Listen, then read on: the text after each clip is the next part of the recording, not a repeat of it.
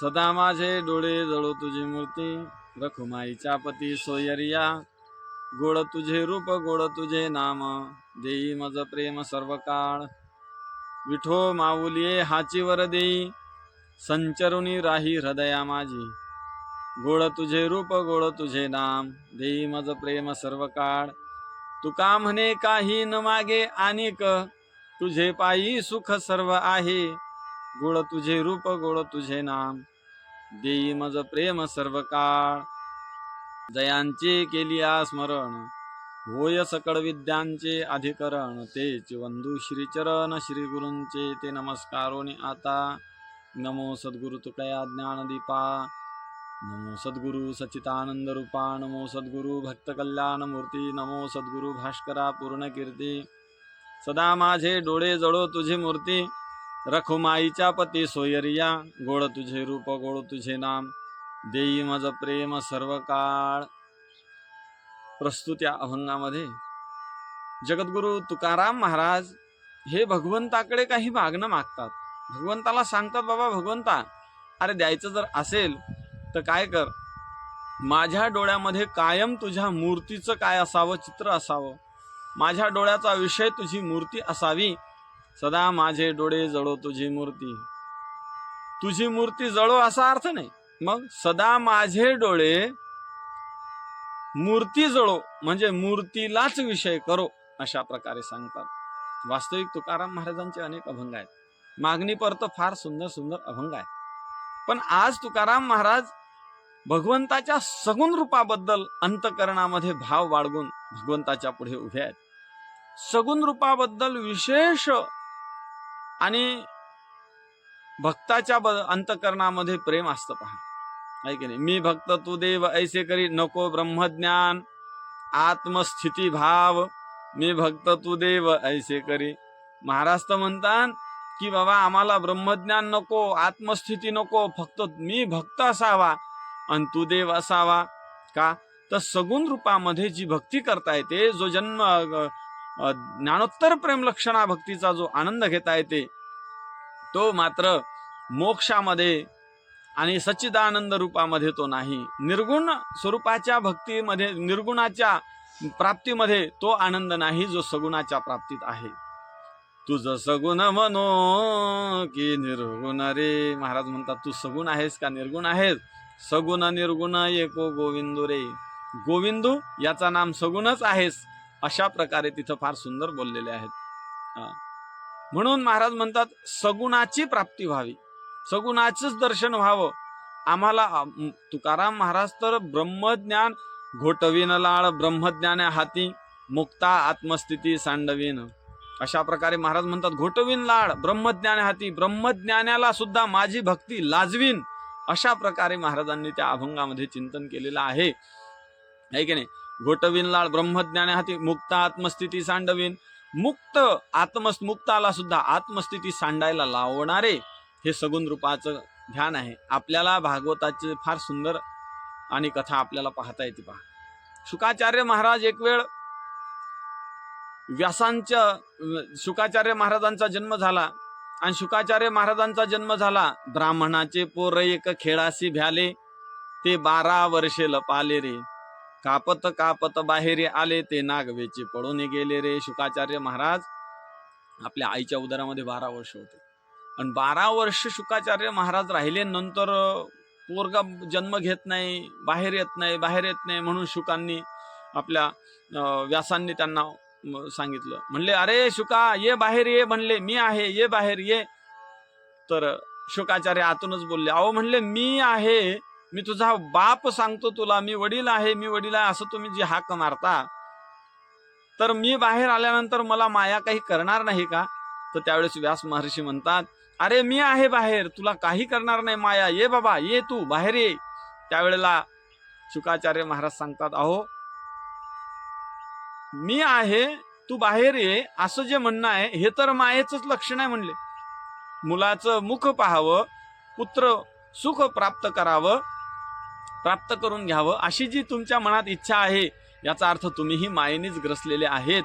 मला असा कोणीतरी सांगा की जो या मायेला अधीन वश करून ठेवतो माया त्याची दाशी आहे, आणि अशांनी जर मला म्हटलं या तरच मी बाहेर येणार, तसा मी येणार नाही. त्यावेळेला व्यासांनी भगवान श्रीकृष्णाचा धावा केला. म्हणले अहो माया कोणाच्या अधीन आहे?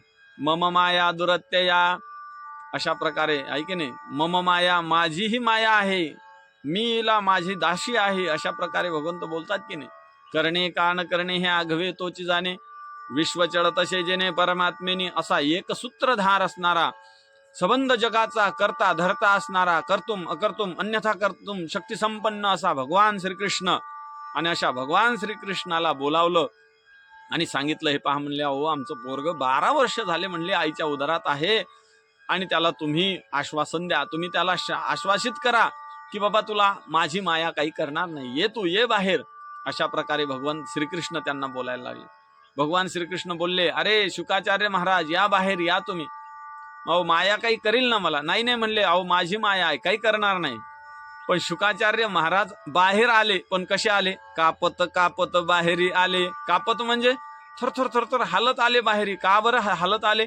त्याचं कारण असं आहे की भगवान श्रीकृष्ण हे खरे बोलतात का नाही ह्याच्यावरच संशय होता. कारण हा बाबा काय खरा बोलेल हे काही निश्चित नव्हतं, हा काय बोलल काही सांगता येत नाही. म्हणून ह्याच्या बोलण्यावर काही फार विश्वास ठेवावा असं काही दिसत नाही. म्हणून कापत कापत बाहेर आले. आणि बाहेर आल्याबरोबर काय झालं? ते नागवेचे पळून गेले रे. ते नागवेच पळून गेले, त्याच्या माग ते पळायला लागले, आणि मागे व्यास महर्षी पडतात. ओ शुका असा आवाज देतात. एक फार सुंदर श्लोक आहे भागवताचा, हा तर प्रल्हादाच्या मुखातला श्लोक आहे. महाराज म्हणतात, जन्माद्यस्ते तोन्वयादि तरतश्चार्थेषु विद्येश्वराट. त्याच्या पुढे पुढे फार सुंदर श्लोक आहेत की ते शुकाचार्य महाराज जे सर्व भूत हृदय मुनिमान तोस्मी, अशा सर्वांच्या भूत हृदयामध्ये असणारे, स्थित असणारे जे शुकाचार्य महाराज, त्यांच्याबद्दल झाडो देत होते. असे शुकाचार्य महाराज पळायला लागलेले आहेत. शुकाचार्य महाराज पुढे आणि व्यास त्यांच्या मागे. शुकाचार्य महाराज गेले आणि एका ठिकाणी ध्यानस्थ बसून राहिले. ध्यानस्थ बसले. मुलगा घरी येत नाही, काय करावं त्याला काय करावं म्हणून व्यासांनी 2 शिष्य पाठवले. आणि 2 शिष्य पाठवून त्यांना सांगितलं, हे बा म्हणले, जा म्हणले अशा अशा गुफेमध्ये एक असा मुलगा बसलेला आहे, माझा मुलगा आहे, जा म्हणले तिथे हे 2 श्लोक उच्चारा म्हणले. एक श्लोक त्यांना दिला श्लोक की बाबा, बरहा पीडम नटवर वपू कर्णयो कर्णिकारम बिभ्रद वासक कनक कपिशम वैजयंतींच माला रंध्रान वेणू हृदर सुदया पूरयन गोपवृंदै वृंदावन्यम सुपदरमणम प्राविशद गीत कीर्ती. असं भगवंताचं स्वरूप वर्णन केलं त्यांच्या पुढं. आणि भगवंताचं स्वरूप वर्णन केल्यानंतर ते कधी न निवृत्तीपरायण संत, लंगोटीचाही परिग्रह नाही असे निवृत्तीपरायण संत, पण असे संत मात्र त्यांनी डोळे उघडले. का? बरहा पीडम नटवर वपू कर्णयोहो कर्णिकारम. कानात कुंडल आहेत, डोक्यावर मोराचा पिसारा आहे, आणि कमरेला बासरी खोवलेली आहे, आणि पांढरी रजक्कन गोरज अंगावरती अशी चमकत आहे. अशा प्रकारे भगवंताचं नील श्याम वर्ण असा भगवंत, त्याचं वर्णन करत असताना संतांनी तर फार सुंदर केलं. राजस सुकुमार मदनाचा पुतळा रवी शशी कळा लोपलिया. राजस सुकुमार असा भगवंत, त्या भगवंताचं स्वरूप ऐकलं, सगुण रूपाचं नुसतं वर्णन ऐकलं आणि डोळे उघडले, प्रवृत्तीवर आले. पुढचा कथाभाग सोडून द्या. सांगायचं तात्पर्य असं आहे की निवृत्तीपरायण परमहंस पदाला प्राप्त झालेले हे संत, पण असे संत सुद्धा ज्या वेळेला भगवंताचं सगुण रूपाचं दर्शन करतात, सगुण रूपाच्या बद्दल महिमा ऐकतात, श्रवण करतात, आणि मग अशा वेळेला ते सुद्धा प्रवृत्तीवर आलेले पाहायला मिळतात. महाराज तुकाराम महाराज हेच उदाहरण डोळ्यापुढे ठेवून महाराज म्हणतात, जसं शुकाचार्यांना वाटलं, जसं अनेक परमहंसांना वाटलं, ज्ञानोबाऱ्यांना वाटलं, माझे जीवीची आवडी पंढरपुरा नेनगुडी. ही जी ज्ञानोबाऱ्यांची भक्तीची भाषा आहे, सगुण रूपाबद्दलची आवडीची भाषा आहे, ती आवडीची भाषा महाराज आज अंतःकरणात ठेवतात. आणि महाराज म्हणतात, हे पहा भगवंता काय करा, एक काम करा म्हणले, सदा माझे डोळे जळो तुझी मूर्ती, माझ्या डोळ्यांनी कायम तुझ्या मूर्तीच अवलोकन करावं. माझ्या डोळ्यांनी दुसरं पाहूच नये. डोळे तुम्ही घ्या रे सुख, पहा विठोबाचे मुख. चला पाय हात हेचे काम करा, माझ्या नमस्कारा विठोबाशी. तुकाराम महाराज तर प्रत्येक इंद्रियाला सांगतात, घेई घेई माझे वाचे, गोड नाम विठोबाचे. महाराज म्हणतात, अनेक प्रमाणात सांगतात. म्हणून महाराज आज या अभंगाचा सदा माझे डोळे जळो तुझी. जळो या शब्दाचा अर्थ आहे विषय करो. जळो या शब्दाचा अर्थ असा आहे, जळो म्हणजे जळो व्यवहारातलं जळो नाही. मग माझे डोळे कायम तुझ्या चरणाशी राहो. माझे डोळे जळो तुझी मूर्ती, तुझ्या मूर्तीलाच अवलोकन करत राहो, दुसरं पाहूच नाही डोळ्यांनी, महाराज म्हणतात. म्हणून सदा माझे डोळे जळो तुझी मूर्ती. रखुमाईच्या पती सोयरिया. तू कसा आहेस? रखुमाईचा पती आहेस. रखुमाईचा पती हे म्हणण्यामागे काय कारण आहे? तर रखुमाई जशी सुंदर आहे तसा तू सुंदर आहेस, आहे की नाही? रखुमाईचा पती आहेस आणि सोयरिया आमचा सोयरा आहेस, आहे की नाही? दिनाचा सोयरा, आहे की नाही? असा प्रकारे महाराज म्हणतात, दिनांचा सोयरा आहेस बाबा तू. म्हणून तुझी मला काय करावं? सदा माझे डोळे जळो तुझी मूर्ती, रखुमाईच्या पती सोयरिया.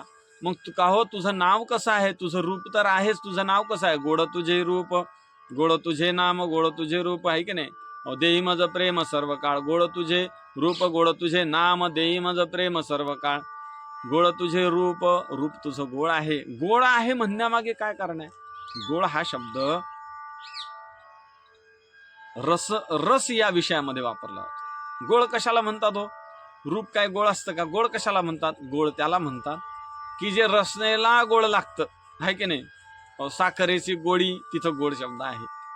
सांगता सकळा, साखरेची गोरी सारिखी सकळा, तिथं गोड शब्द आहे की नाही? गोड हा शब्द परिणाम अर्थाने सुद्धा येतो. कसं झाला त्याचा शेवट? शेवट तो भला माझा बहु गोळ झाला, तिथं गोड शब्द आहे की नाही? म्हणजे गोड शब्द हा परिणाम अर्थाने येतो, आहे की नाही? शेवट गोड व्हावा. आता गोड शेवट होत असतो का कसा? गोड म्हणजे परिणामतः अनुकूल असणं, त्याला गोड म्हणतात. जसं तुझं रूप कसं आहे? परिणामतः गोड आहे.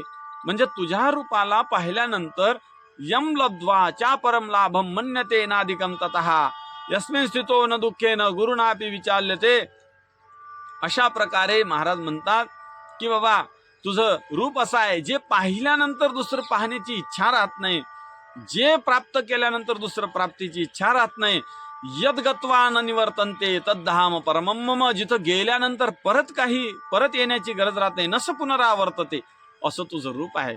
म्हणून गोड तुझे रूप आणि गोड तुझे नाम. नाम सुद्धा गोड आहे. नाम गोड, नाम गोड, पुरे कोड सकळही, रसना एरा रसाविटे, घेता घोटे अधिक हे. महाराज म्हणतात नाम गोड आहे, नाम गोड आहे.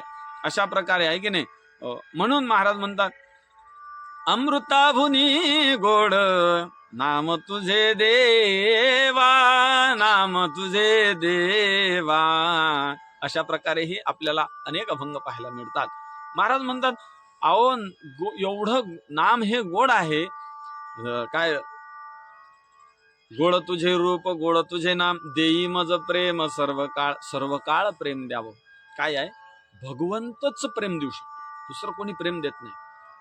प्रेम देवाचे हे देणे, देह भाव जाई जेणे. कारण दुसऱ्या व्यवहारामध्ये प्रेम नाहीच मुळात.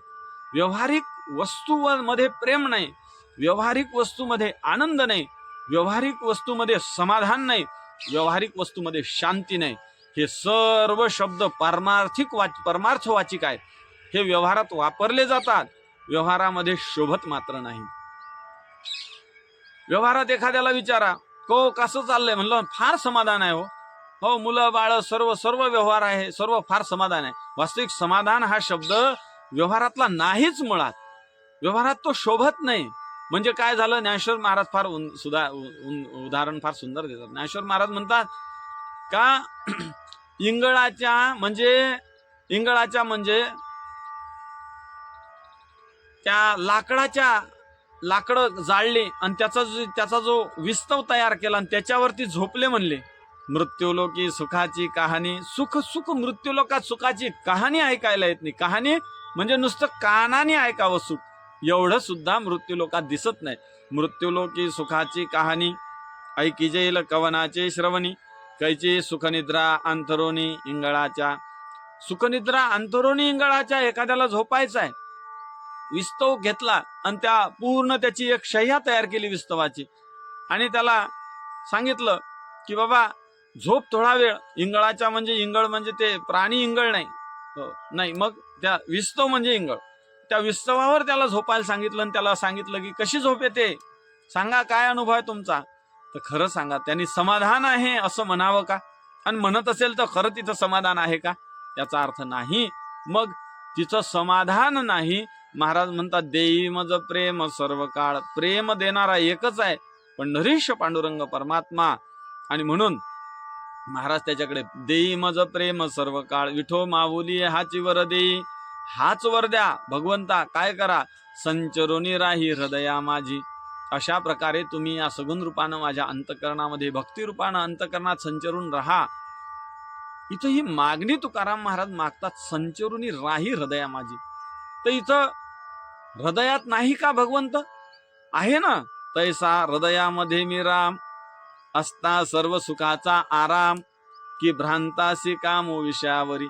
विषयामुळे त्याची प्रतीती होत नाही, तो विषयामुळे प्रतीतीला येत नाही. जसं गडूळ पाण्यामध्ये पडलेली वस्तू, एखाद्या नदीमध्ये गडूळ पुराचं पाणी असावं आणि ते पाण्यामध्ये पडलेली वस्तू जशी दिसत नाही, आणि तेच पाणी अतिशय नितळ असावं आणि त्याच्यात एखादी खोलवर वस्तू पडली तर जशीच्या तशी ती दिसावी, तद्वत अंतकरण करा. महाराज म्हणतात गोड तुझे रूप विठो मावली हाची वर देई, संचरून राही हृदया माझी. माझ्या हृदयात संचरून राहा.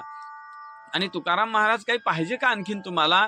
भगवंताने विचारलं असावं. महाराज म्हणतात नाही. तुका म्हणे काही न लगे अनेक, तुझे पायी सुख सर्व आहे.